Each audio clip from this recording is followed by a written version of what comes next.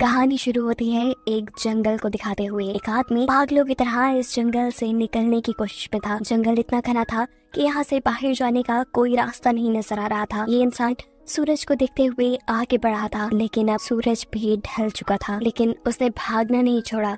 भागते भागते एक पॉइंट आया जहाँ एक फेरी के स्केलेटन पे उसे लिखा मिला पॉइंट ऑफ नो रिटर्न, यानी यहाँ से कोई वापस नहीं जा सकता। इस बोर्ड को देखकर परेशानी उसके चेहरे पे साफ जाहिर थी। अंधेरा गहरा हो जाता है और एकदम से सारे परिंदे उड़कर यहाँ से चले जाते हैं। छुपने की कोई जगह भी नहीं थी।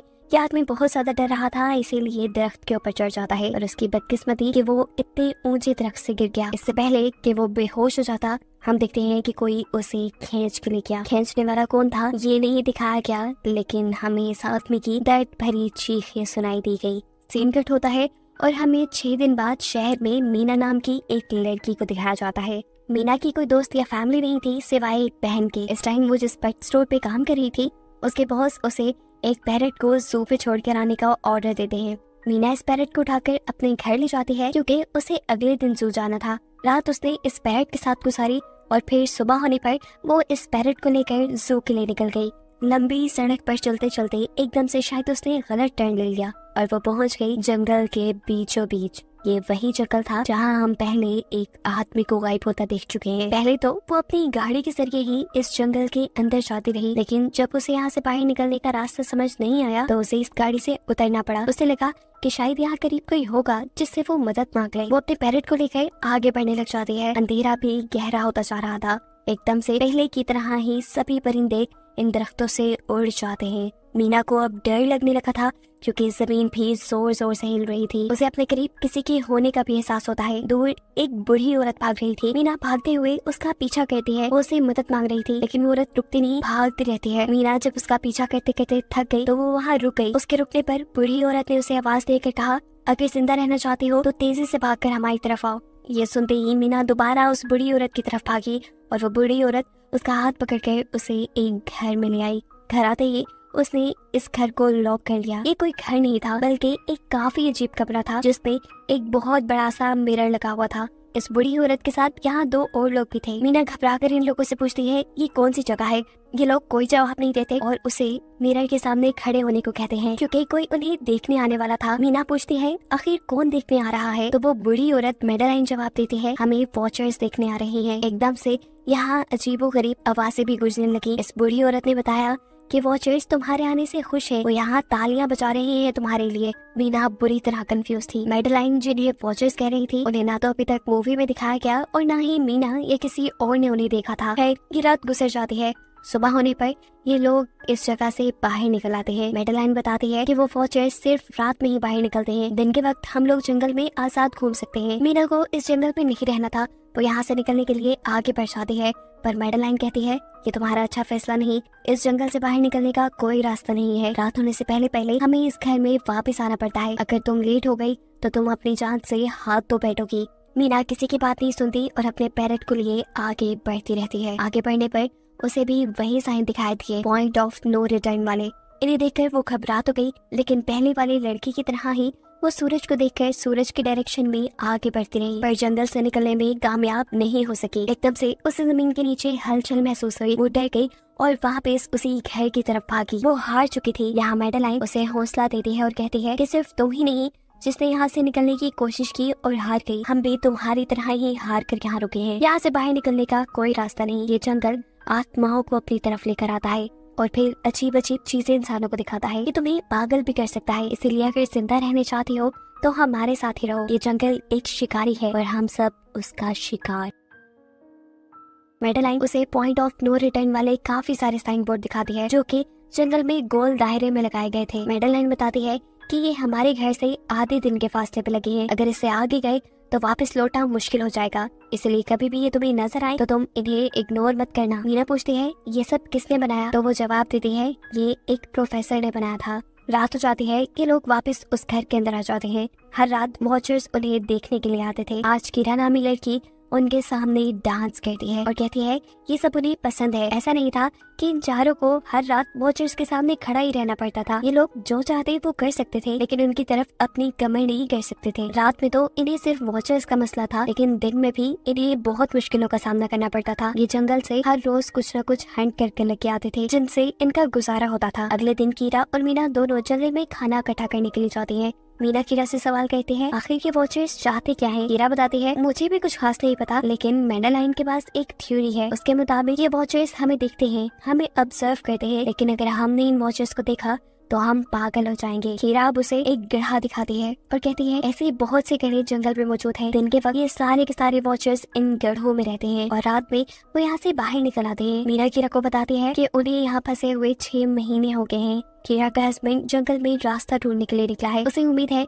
कि वो जरूर रास्ता ढूंढ कर वापस आएगा और वो लोग यहाँ से बाहर निकल पाएंगे। हमें मालूम होता है कि असल में कीरा का हस्बैंड वही आदमी था जिसे हमने मूवी के स्टार्ट पे देखा, जिसे को यहाँ से ले गया। अपने घर के करीब वापस आने पर मैडेलाइन मीना को 3 रूल समझाती है यहाँ पर जिंदा रहने के। सबसे पहला कि वो रात के वक्त अपने घर का दरवाजा नहीं खोलेगी। दूसरा कि रात में वो आईने की तरफ अपनी कमर नहीं करेगी। और तीसरा ये कि दिन के वक्त वो उन गड्ढों के पास नहीं जाएगी और जितना हो सके रोशनी में रहेगी। अब इस रात मीना उन वॉचर्स के बारे में जानना चाहती थी, इसलिए वो मिरर के साथ कान लगाकर आवाजें सुनने की कोशिश करती है। जब उसे कुछ सुनाई नहीं देता तो वो मिरर की तरफ अपनी कमर कर लेती है और ऐसा करने पर उन वॉचर्स को गुस्सा आ चुका था। वो लोग जोर जोर से उस मिरर को मारने लग जाते हैं, यहाँ तक कि मिरर के अंदर क्रैक भी आ जाता है। शोर से मैडेलाइन भी उठ जाती है और वो मीना को मिरर की तरफ खड़े रहने को कहती है। ऐसा करने पे उनका गुस्सा ठंडा हो सकता था। खैर ये रात भी कट जाती है और अगले दिन मीना डैनियल के साथ शिकार पर निकलती है।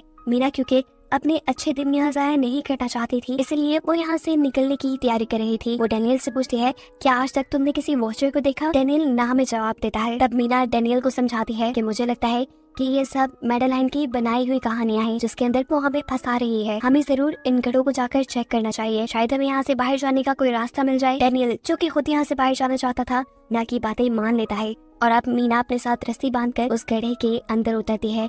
रस्सी का दूसरा सिरा डैनियल ने पकड़ा हुआ था कि अगर मीना को कुछ भी हो वो जल्दी से मीना को बाहर की तरफ खींच ले। मीना नीचे गड्ढे में पहुंच जाती है जहां उसे बहुत सारे इंसानों का सामान मिलता है। मीना इस सामान को इकट्ठा कर लेते हैं, जरूर वो जंगल में फंसे हुए इंसानों का ही सामान होगा। रस्ते के सहारे मीना और डैनियल उस सामान को बाहर ले आते हैं और इससे पहले कि मीना उस गड्ढे से बाहर निकलती उसे गड्ढे के अंदर किसी की उंगलियां दिखाई देती हैं। वो ठीक से तो नहीं देख पाई कि ये क्या चीज थी, लेकिन वो डर गई। ये लोग उस सारे सामान को लेकर अपने सेफ हाउस में आ गए, जहाँ मैडेलाइन ने उससे पूछा कि ये सामान तुम्हें कहाँ से मिला। ये लोग झूठ बोल देते हैं कि ये सामान उन्हें जंगल से मिला है। मैडेलाइन को इस जंगल में रहते हुए बहुत अरसा गुजर चुका था। वो जानती थी कि ऐसा सामान उसे जंगल से नहीं बल्कि गड्ढे से मिला होगा। वो मीना से पूछती रह जाती है बताओ तुमने गड्ढे के अंदर क्या देखा, लेकिन मीना उसे कुछ नहीं बताती। अब इन लोगों को गड्ढे से एक कैमरा भी मिला था। इस कैमरा को सीसीटीवी कैमरा बनाकर डैनियल और मीना इस घर के बाहर लगा देते हैं ताकि ये लोग भी वॉचर्स को देख पाएं। मैडेलाइन उनको समझाती रह जाती है ये तुम गलत कर रही हो, लेकिन ये दोनों उसकी एक नहीं सुनते। आज ये लोग वॉचर्स के ही इंतजार में बैठे थे ताकि इन्हें वो देख पाएं। अभी तक वॉचर्स नहीं आए थे, लेकिन आज इनके साथ कुछ अजीब होता है। उनका दरवाजा खटखटाया जाता है। ये लोग कैमरे से देखते हैं तो वहाँ उन्हें इंसानी टांगे दिखाई दे रही थी। बाहर जो कोई भी था वो कीरा के हस्बैंड की आवाज में बात कर रहा था। कीरा को लगा कि जरूर उसका हस्बैंड यहाँ से बाहर निकलने का रास्ता ढूंढ आया है। वो जल्दी से उठकर के दरवाजा खोलने के लिए जाती है, लेकिन मैडेलाइन उसे रोक देती है और कहती है तुम ये दरवाजा नहीं खोल सकती, मैं जानती हूँ बाहर तुम्हारे हस्बैंड नहीं है। कीरा को मैडेलाइन की बातों पे यकीन नहीं था, इसलिए मैडेलाइन कहती है तुम इसका इम्तिहान ले लो, तुम मुझसे कोई ऐसी बात पूछो जिसके बारे में सिर्फ तुम या तुम्हारा हस्बैंड जानता हो। कीरा बाहर खड़े हुए इंसान से एक किताब के बारे में सवाल करती है जिसके बारे में उसे पता होना चाहिए था, लेकिन जब बाहर खड़ा हुआ इंसान कोई जवाब नहीं देता तो ये समझ जाते हैं कि ये वॉचर ही है। ये जब दरवाजा नहीं खोलते तो वॉचर इनके बाहर लगाए हुए कैमरा को तोड़ देता है। सभी वॉचर अब गुस्से में आ चुके थे। वो इनके घर के बाहर लगा हुआ शीशा भी तोड़ने वाले थे, लेकिन ये सब लोग शीशे के सामने खड़े हो जाते हैं। उनके ऐसा करने पर वॉचर्स ने शीशा तोड़ना बंद कर दिया और वो इनको मारने नहीं आए। रात इनके साथ ये काफी सारी गलत चीजें हो गई थी, इसीलिए डैनियल और मीना ने डिसाइड किया कि वो मैडेलाइन को सच बता देंगे कि वो गड्ढे में गए थे। और इस बात से वो बहुत ज्यादा गुस्सा हो जाती है कि उन्होंने एक रूल तोड़ दिया था।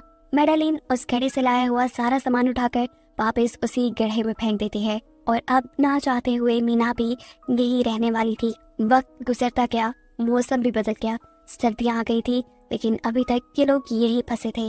मीना हर रोज यहाँ से बाहर निकलने वाले रास्ते की तलाश में जाती थी, लेकिन उसे कोई रास्ता नहीं मिलता था। उसने एक नक्शा भी बनाया था।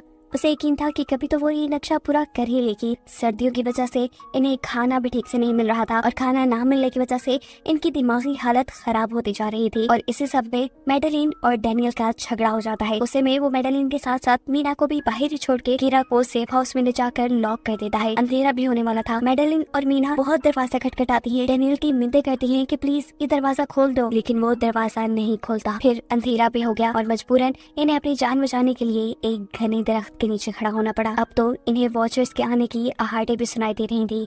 इस टाइम मीना और मैडेलिन के साथ हम ऑडियंस को भी इन वॉचर्स की एक झलक दिखाई जाती है। ये लोग लंबे लंबे, पतले और खतरनाक थे।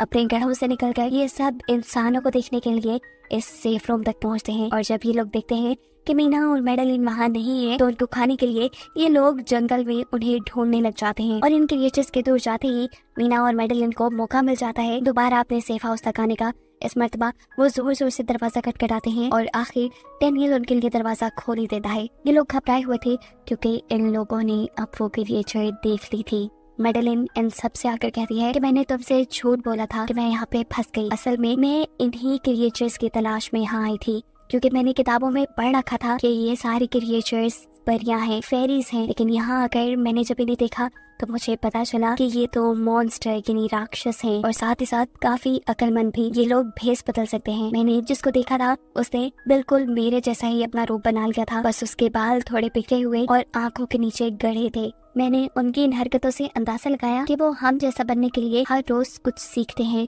इसीलिए ये हर रोज आकर हमें ऑब्जर्व करते हैं और जो जो काम हम करते हैं वैसे ही काम ये लोग करने लग जाते हैं। इनकी इन्हीं बातों के दौरान दोबारा दरवाजे पे खटखटाहट होती है। ये क्रिएचर्स अब इन्हीं की तरह बोल रही थी। वो अंदर आना चाहती थी, लेकिन ये दरवाजा नहीं खोल सकते थे। अगर ये दरवाजा ना भी खोलते फिर भी क्या हो जाता। उन क्रिएचर्स में इतनी ताकत थी कि वो इस लोहे के दरवाजे को तोड़ के अंदर आ जाएं। इन लोगों को कहीं छुपना था। सभी को कुछ समझ नहीं आ रही थी, पर अचानक डैनियल की नजर फर्श पे पड़ती है। यहाँ फर्श थोड़ा ऊपर नीचे था। वो जैसे ही कारपेट उठाकर दिखता है तो नीचे एक बंकर था। ये लोग बिना वक्त जाए किए उस बंकर का दरवाजा खोल के उसके अंदर चले जाते हैं और फिर बंकर बंद कर लेते हैं।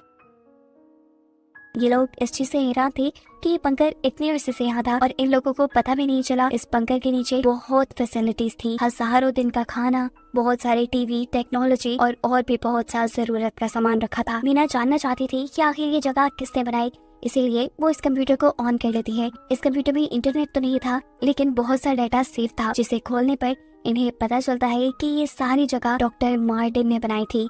ये असल में प्रोफेसर को इन क्रिएचर्स के बारे में पता था। वो इन क्रिएचर्स पर रिसर्च करना चाहता था, इसीलिए उसने ये बंकर बनाया था। वो इस बंकर में रहता था। पैसों का लालच देकर वो दूसरे इंसानों को यहाँ लेकर आता था और रात के वक्त उन्हें ऊपर रूम्स में छोड़कर खुद इस बंकर में आकर छुप जाता था और वो मॉन्स्टर फिर उन इंसानों को खा जाया करते थे। अपनी सारी रिसर्च के दौरान डॉक्टर मार्टिन बताते हैं कि ये क्रिएचर कोई मॉन्स्टर नहीं बल्कि असल में फेरीज थी, जो पहले इंसानों के साथ रहती थी, लेकिन फिर इंसानों ने इन्हें धोखा दिया। इन्हें यहाँ जंगलों में फंसाकर वो यहाँ से निकल गए और काफी साल जमीन के नीचे रहने की वजह से इनका जादू और इनके पर चले गए। डॉक्टर मार्टिन बताते हैं कि सारी रिसर्च के दौरान उन्हें एक सबसे अलग फेरी मिली जो रोशनी में भी उन गढ़ों से बाहर आ सकती थी। वो अच्छी थी, उसे डॉक्टर मार्टिन को मारा नहीं। डॉक्टर मार्टिन उसे यहाँ ले आया। वो फेरी मार्टिन के साथ रहकर सब कुछ सीख गई, लेकिन थोड़े अरसे बाद इन दोनों के अंदर कोई लड़ाई हो गई। इस कंप्यूटर में बहुत सी वीडियोस थी और हर वीडियो में डॉक्टर मार्टिन ने कुछ न कुछ बताया हुआ था। मीना बस ये जानना चाहती थी